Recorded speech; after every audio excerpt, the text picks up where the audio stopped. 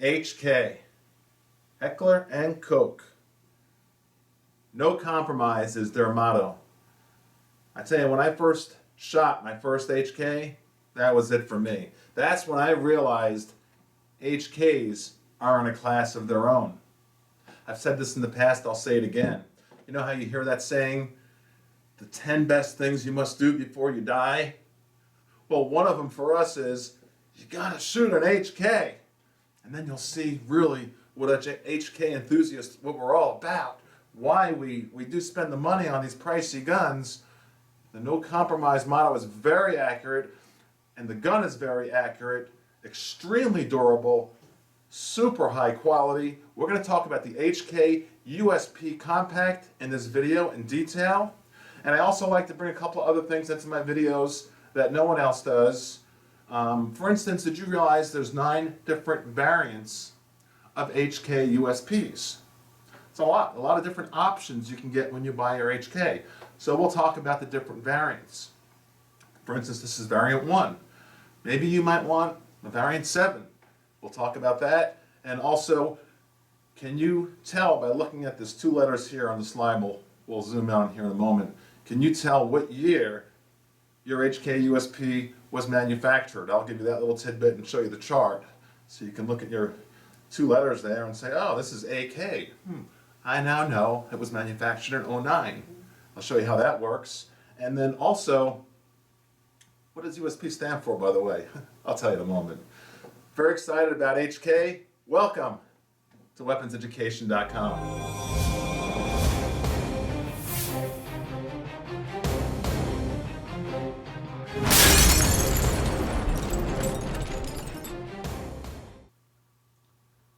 Let's talk about the different variants of the USP, the Universal Self-Loading Pistol made by HK. We're looking at the HK USP 40 in this video. And when you're looking at a USP pistol, you can Google this and Google HK USP variants. And briefly, you can still frame this, by the way. I just want to show you the gun I have is a variant 1, which is double action, single action, and the decocker and safety lever.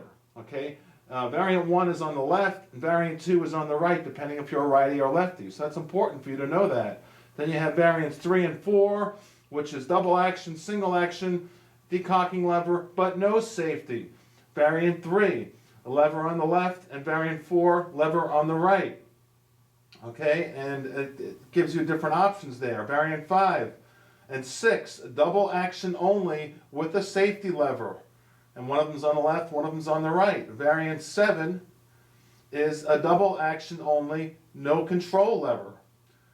And variant 8 was never produced. And variants 9 and 10 is a double action, single action, and you got a safety lever but no decocking mechanism.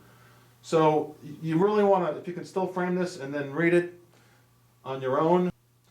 Talking about the different variants I just mentioned, you can Google HK USP variants and hit images, and you'll see this image, so you can get a visual view of each different variant USP and an explanation underneath each gun of what you will be getting with that variant. So I thought you might have just learned something with that.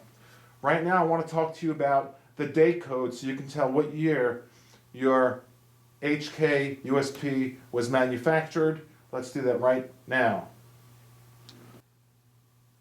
All right, let's try to learn something together here. There's a way to look at these 2 letters. You see that right there, AK, on the stampings and part of the serial number and all that? If you look at your USP and these very first 2 letters, or if you're thinking about buying one, whether it's new or used, you can tell what year it was manufactured. For instance, the letters on this HK, my 40 USP Compact, is letters AK. So I'm going to show you a chart here right now to tell you how to compare the first letter with the year and the second letter with the year. And let's do that right now. Let's look at the chart. Okay, here's the chart. And for instance, A equals 0 and K equals 9, 09 or 2009. Or if it was, for instance, KK, it would be 1999, or AI would be 2008. That is how you tell what year your USP was manufactured. Okay, now let's sit down and do a tabletop review, and I'm also going to chat with the gentleman from HK himself. Let's move on. I want to roll in a video clip right now of an associate that works for HK, and I asked him a question, which was, what separates HK from other gun manufacturers? Let's get his answer right now. Bob, what could you tell the audience? What separates H&K from other gun manufacturers? Well, H&K has been in existence since 1949. Primarily, we are a purveyor of weapons to the military, particularly to the Special Forces and the Special Operations Law Enforcement community. With that comes increased responsibility for making weapons that are durable, accurate, and reliable. So we have a big track record, a proven track record, on making weapons for some of the most demanding customers in the world. Yeah, I tell you, when I got my first H&K, I was hooked. So, as you can see, the rep from HK speaks about how HK has a huge customer to satisfy, and that's the military. Militaries across the world. With that said, let's take a close look at the HK USP 40 Compact. Please take a close look down at it. It's got a 3.8-inch barrel, and this is not a comparison between Glock and HK. Please, let's focus in on HKs. You know I love Glocks. I've got them all, and sometimes a number of a certain of the models, but I really want to focus in on HK because they are in a class of their own. And if you've never shot one, maybe that's why you might think, well, I'd rather have 2 Glocks instead of 1 HK. Shoot an HK and you'll see what I'm talking about. We're going to get into the inside here in a moment of the gun, but this is Variant 1. And a lot of people do not know even what a decocker is, which is great. That's why you're watching this channel, Weapons Education. And let's look at the different options that Variant 1 has. Okay, Tammy, please. I'm trying to look at the gun over here. Got a good look at it. Okay, with Variant 1, you've got a safety, and of course we know red is fire, and the S, the white, is on safe. You just up and down, and it's on the left-hand side. So if you were to buy this in the Variant 2, it would be on the other side for lefties. All right, so keep that in mind. You also have a double action, single action. So on the safety check gun, that would be like carrying it in single action with a very light trigger. So I really don't recommend that.